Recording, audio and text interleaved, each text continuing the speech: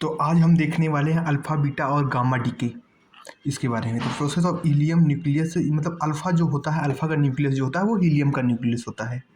इसमें होता क्या है कि हम अल्फ़ा डीके में होता क्या है कि हम लोग इसमें से एटॉमिक नंबर में से 2 माइनस कर देते हैं और एटॉमिक मास में से 4 माइनस कर देते हैं। एटॉमिक नंबर में से 2, एटॉमिक मास में से 2। ओके, उसके बाद बीटा डीके देखते हैं हम लोग। तो बीटा डीके में क्या होता है कि माइनस बीटा डीके में जो होता है वो +1 हो जाता है एटॉमिक नंबर में।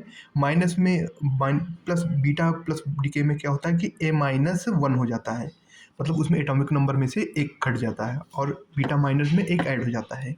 गामा डीके में कुछ नहीं होता है, उसमें कुछ होता नहीं है, बस ऐसे ही होता है। इसमें कुछ असर मतलब ना एटॉमिक नंबर बदलता है ना ही एटॉमिक मास बदलता है। ओके, उसके बाद हम देख लेते हैं इसका सारा। अल्फा डीके में हीलियम न्यूक्लियस होता है, बीटा डीके में इलेक्ट्रॉन और पॉजिट्रॉन का होता है इमिशन और ऐड और निकलता है, और गामा में ईएम रेडिएशन होता है, मतलब उसमें कुछ होता नहीं है, सिर्फ मतलब इसमें ना एटॉमिक नंबर बदलता है ना एटॉमिक मास बदलता है। ओके, उसके बाद ये चीज़ें वही लिखी हुई हैं, कोई मतलब नहीं है इसका, वही मैं जो बताया यही है बस, अल्फा बीटा और गामा।